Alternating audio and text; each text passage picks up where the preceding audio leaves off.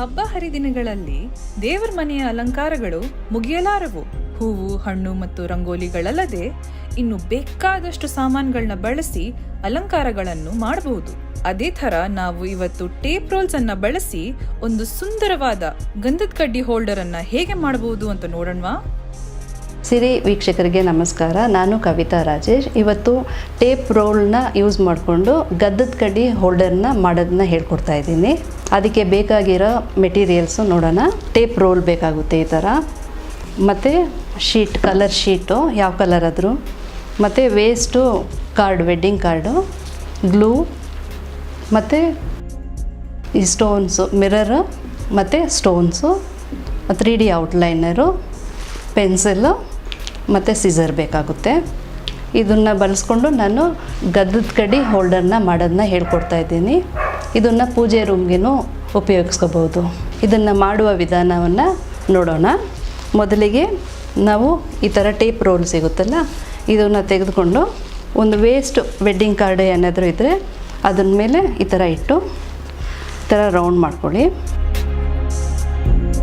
Round ಮಾಡಿಕೊಂಡು ಇದನ್ನು cut ಮಾಡ್ಕೊಳ್ಳಿ.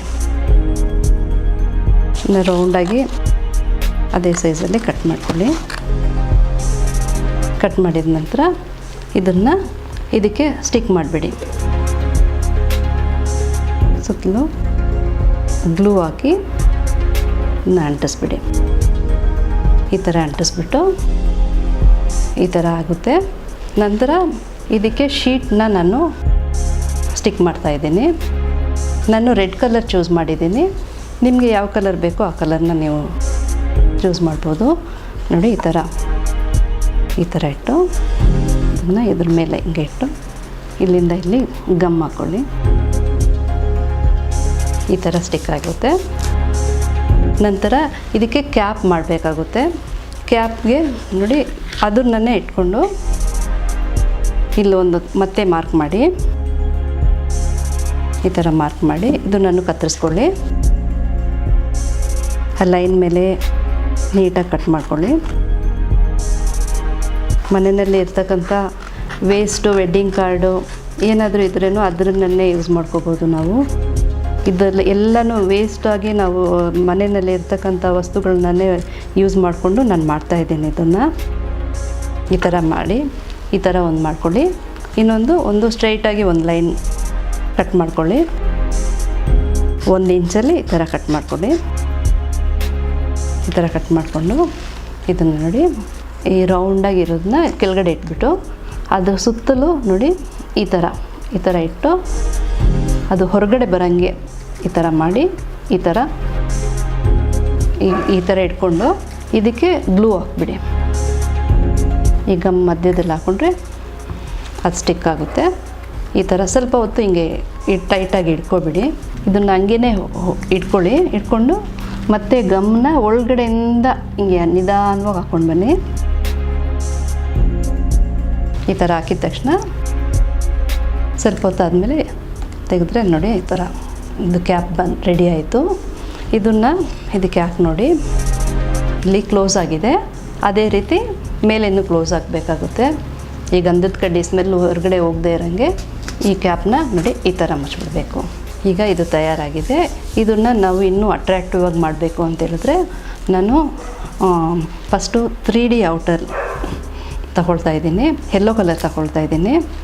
ಇದನ್ನು ನಾವು ಬಾರ್ಡರ್ ಥರ ಮಾಡ್ಬೋದು. ನೋಡಿ ಈ ಥರ ಇದು ಔಟರ್ ಲೈನ್ ಅಂತಲೇ ಸಿಗುತ್ತೆ ನಮಗೆ. 3D ಔಟರ್ ಲೈನಿಂಗ್ಗೆ ಅಂತಲೇ ಈ ಥರ ನಮಗೆ ಯಾವ ಥರ ಬೇಕೋ ಆ ಥರ ಮಾಡ್ಬೋದು. ಈ ಥರ ಬಾರ್ಡರ್ ಥರ ಹಾಕ್ಕೊಂಡು ಈ ಥರ ಬಾರ್ಡರ್ ಥರ ಕೊಡಿ. ಮಧ್ಯದಲ್ಲಿ ಬೇರೆ ಬೇರೆ ಕಲರ್ಸ್ನಲ್ಲೂ ನೀವು ಯೂಸ್ ಮಾಡ್ಬೋದು.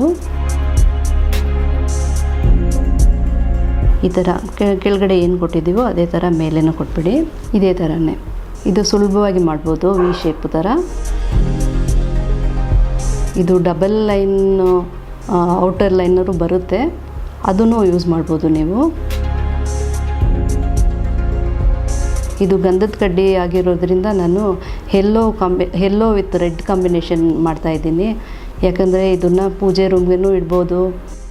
ನಾವು ಬೇರೆ ಬೇರೆ ಗಂಧದ ಕಡ್ಡಿ ಎಲ್ಲ ತಗೊಳ್ತೀವಿ, ಅದನ್ನೆಲ್ಲ ನಾವು ಇದರಲ್ಲಿ ಒಂದೇ ಡಬ್ಬಿನಲ್ಲಿ ಸ್ಟೋರ್ ಮಾಡ್ಬೋದು. ಇದು ನೋಡೋದಕ್ಕೂ ತುಂಬ ಚೆನ್ನಾಗಿರುತ್ತೆ. ಪೂಜೆ ರೂಮಲ್ಲಂತೂ ತುಂಬ ಚೆನ್ನಾಗಿರುತ್ತೆ ಇದು. ನಮ್ಮ ದೇಶದಲ್ಲಂತೂ ಗಂಧದ ಕಡ್ಡಿಗೆ ಜಾಸ್ತಿ ಪ್ರಾಮುಖ್ಯತೆ ಕೊಡ್ತಾರೆ. ಅದರಿಂದ ನಾವು ಇದರಲ್ಲಿ ಸ್ಟೋರ್ ಮಾಡ್ಕೋಬೋದು ಎಲ್ಲನೂ. ಈಗ ಯೆಲ್ಲೋ ಕಲರ್ ಆಯಿತು. ಈಗ ನಾನು ಬ್ಲೂ ಕಲರು ಔಟ್ಲೈನರ್ ಯೂಸ್ ಮಾಡ್ತಾಯಿದ್ದೀನಿ. ನೋಡಿ, ಇದನ್ನು ಬಂದುಬಿಟ್ಟು ಬರೀ ಡಾಟ್ಗೆ ಯೂಸ್ ಮಾಡ್ತಾಯಿದ್ದೀನಿ. ನೋಡಿ, ಈ ಥರ ನಾನು ಇದಕ್ಕೆ ಮಿರರ್ ವರ್ಕ್ ಮಾಡೋಣ ಅಂತ ಇದ್ದೀನಿ. ಫಸ್ಟು ಇದು ಬಾರ್ಡರೆಲ್ಲ ಮಾಡಿಬಿಟ್ಟು ಈ ಥರನೇ ಬರೀ ಒಂದು ಡ್ರಾಪ್ ಡಿಸೈನ್ ಈ ಥರ ಡಾಟ್ ಥರ ಇಟ್ಬಿಟ್ರೆ ತುಂಬ ಚೆನ್ನಾಗಿ ಕಾಣುತ್ತೆ. ಇವಾಗ ಕೆಳಗಡೆ ಆಯಿತು, ಇವಾಗ ಮೇಲೆ ಮಾಡ್ತಾಯಿದ್ದೀನಿ. ಈಗ ಈ ಬಾರ್ಡರೆಲ್ಲ ಮುಗೀತು ಎರಡು ಕಡೆನೂ. ಇವಾಗ ನಾನು ಗ್ಲಾಸಸ್ನ ತೆಕ್ಕೊಂಡು ಗ್ಲಾಸ್ ವರ್ಕ್ ಮಾಡ್ತಾಯಿದ್ದೀನಿ. ಅದಕ್ಕೆ ನಾನು ಡೈಮಂಡ್ ಶೇಪು ಗ್ಲಾಸಸ್ನ ಚೂಸ್ ಮಾಡಿದ್ದೀನಿ. ಮೊದಲಿಗೆ ಈ ಗಮ್ಮನ್ನ ಈ ಥರ ಈ ಥರ ಗಮ್ನ ಫಸ್ಟು ಸ್ಟಿಕ್ ಮಾಡ್ಕೊಳ್ಳಿ. ಈ ಥರ ಹಾಕ್ಬಿಟ್ಟು ನಂತರ ಈ ಗ್ಲಾಸಸ್ನ ನೋಡಿ ಈ ಥರ ಈ ಡೈಮಂಡ್ ಶೇಪ್ ಇರೋದ್ರಿಂದ ಈ ಥರ ಬರೋಂಗೆ ಮಾಡ್ಕೊಳ್ಳಿ. ಈ ಶಾರ್ಪ್ ಎಡ್ಜ್ ಇದೆಯಲ್ಲ ಅದ್ರ ಕಡೆ ಈ ಥರ ಎಲ್ಲ ಒಟ್ಟಾಗಿ ಮಾಡಿ. ಇದನ್ನು ಗಂಧದ ಕಡ್ಡಿ ಅಂತ ಹೇಳಿದ್ರೇ ಎಲ್ಲನೂ ನಾವು ನಮಗೆ ಯಾವ ಥರ ಒಳ್ಳೆ ಥರ ಕಾಣುತ್ತೋ ಅದೆಲ್ಲನೂ ನಾವು ಯೂಸ್ ಮಾಡ್ಬೋದು. ಗ್ಲಾಸ್ ಯೂಸ್ ಮಾಡ್ಬೋದು, ಸ್ಟೋನ್ ಯೂಸ್ ಮಾಡ್ಬೋದು, ಇಲ್ಲಾಂದರೆ ಅರಿಶಿನ ಕುಂಕುಮ ಕಾಂಬಿನೇಷನಲ್ಲಿನೂ ಯೂಸ್ ಮಾಡ್ಬೋದು. ಯಾಕಂದರೆ ಇದು ಪೂಜೆ ರೂಮಲ್ಲಿ ಇಡೋದ್ರಿಂದ ಆ ಕಾಂಬಿನೇಷನಲ್ಲೂ ಮಾಡ್ಬೋದು. ಇಲ್ಲ ಅಂತೇಳಿದ್ರೆ ಪರ್ಲ್ ವರ್ಕ್ನೂ ಮಾಡ್ಬೋದು, ಬೀಡ್ ವರ್ಕ್ ಮಾಡ್ಬೋದು, ಶೆಲ್ಸೂ ಶೆಲ್ಸ್ನೂ ಯೂಸ್ ಮಾಡ್ಬೋದು. ಅದನ್ನು ಇದು ಬೇರೆ ಬೇರೆ ಡಿಸೈನ್ಸ್ ಎಷ್ಟೋ ವೆರೈಟೀಸ್ ಬರುತ್ತೆ. ಏನು ಮಾಡಿದ್ರೂ ತುಂಬ ಚೆನ್ನಾಗಿ ಕಾಣುತ್ತೆ. ಎಷ್ಟು ಅಟ್ರಾಕ್ಟಿವ್ ಮಾಡಿದ್ರೂ ಇನ್ನೂ ಚೆನ್ನಾಗಿ ಕಾಣ್ತಾನೆ ಇರುತ್ತೆ. ಇದನ್ನು ಹೋಲ್ಡರ್ ಥರನೂ ಯೂಸ್ ಮಾಡ್ಬೋದು, ಇಲ್ಲಾಂದರೆ ಪೂಜೆ ರೂಮಲ್ಲಿ ನಿಲ್ಸಂಗೆನೂ ಯೂಸ್ ಮಾಡ್ಬೋದು. ಇದನ್ನೇ ಒಂದು ಹೋಲ್ ಮಾಡಿಬಿಟ್ಟು ಅಲ್ಲಿ ಸಿಕ್ಕಾಕಿಸ್ಬೋದು.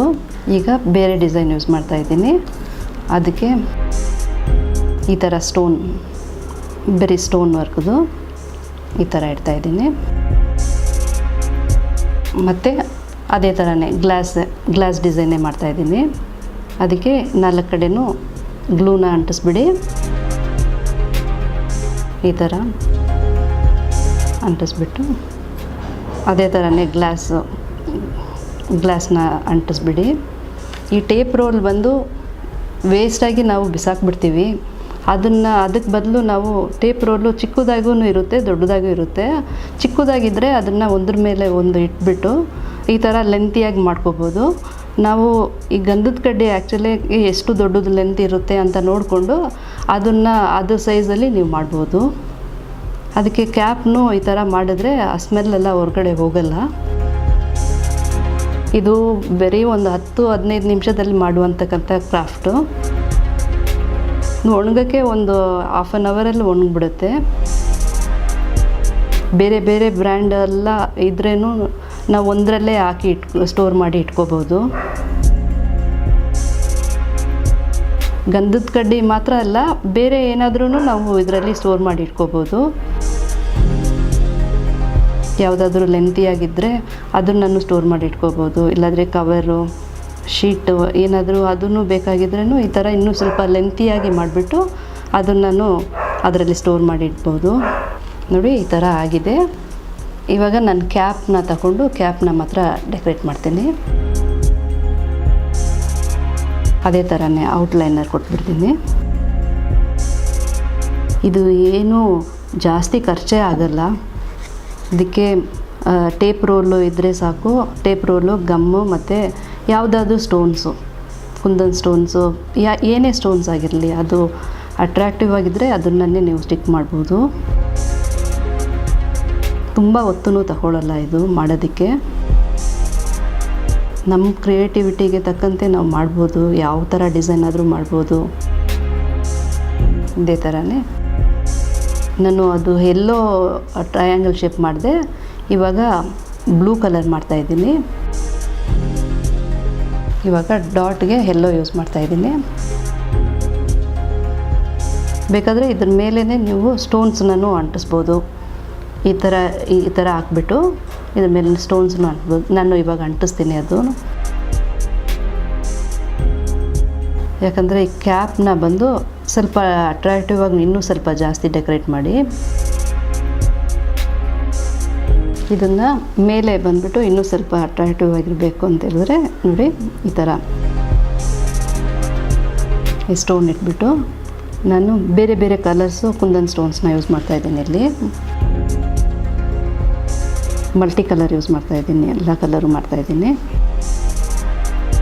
ಫಸ್ಟೇ ನೀವು ಅಂಟಿಸ್ಬಿಡಿ. ಇದು ಕಲರ್ ಕಾಂಬಿನೇಷನ್ನು ಯಾವ ಕಲರ್ ಆದರೂ ಇದ್ರೂ ಚೆನ್ನಾಗಿರುತ್ತೆ. ಇದು ನೋಡಿ ಈ ಥರ ಸ್ಟೋನ್ಸು, ಕುಂದನ್ ಸ್ಟೋನ್ಸು, ರೆಡ್ಡು, ಆ ಥರ ಒಂಥರ ನೋಡೋದಕ್ಕೇ ಅಟ್ರ್ಯಾಕ್ಷನ್ ಆಗಿರಬೇಕು.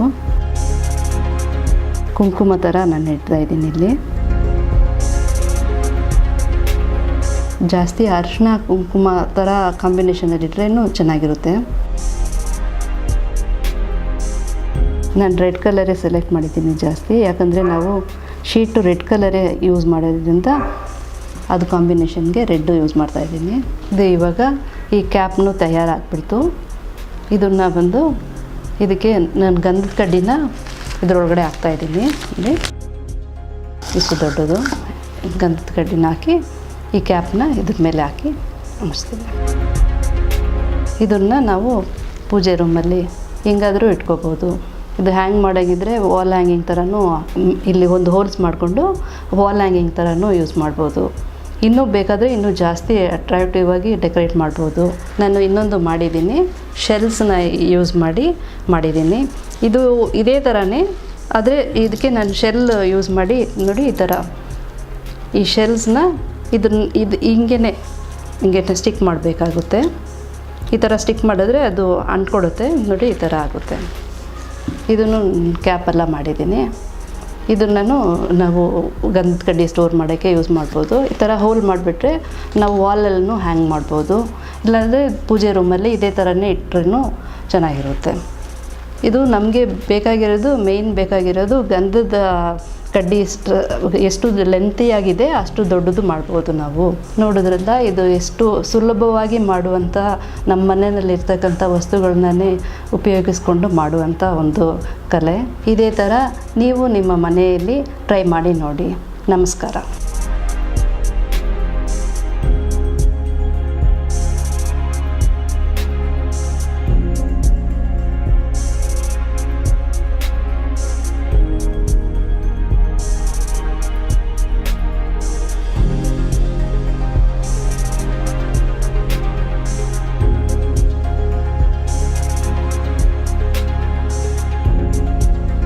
ನೋಡಿದ್ರಲ್ಲ ವೀಕ್ಷಕರೇ, ಹೇಗೆ ಒಂದು ಸಿಂಪಲ್ ಆದ ಟೇಪ್ ರೋಲ್ಸ್ ಅನ್ನ ಬಳಸಿ ಒಂದು ಸುಂದರವಾದ ಗಂಧದ ಕಡ್ಡಿ ಹೋಲ್ಡರ್ನ ಹೇಗ್ ಮಾಡಬಹುದು ಅಂತ. ನೀವು ಇದನ್ನ ಪ್ರಯತ್ನಿಸಿ ನಿಮ್ಮ ದೇವರ ಮನೆಗಳನ್ನ ಅಲಂಕಾರ ಮಾಡಿ ಅದು ಹೇಗ್ ಬಂತು ಅಂತ ನಮಗೂ ಹೇಳಿ. ಇನ್ನೂ ಹೆಚ್ಚಿನ ಅಪ್ಡೇಟ್ಸ್ಗಳಿಗಾಗಿ ಸಿರಿ ಕ್ಲಬ್ ಯೂಟ್ಯೂಬ್ ಚಾನೆಲ್ ಅನ್ನ ಸಬ್ಸ್ಕ್ರೈಬ್ ಮಾಡಿ. ಜೊತೆಗೆ ನೋಟಿಫಿಕೇಶನ್ಗಾಗಿ ಬೆಲ್ ಐಕಾನ್ ಒತ್ತಿ.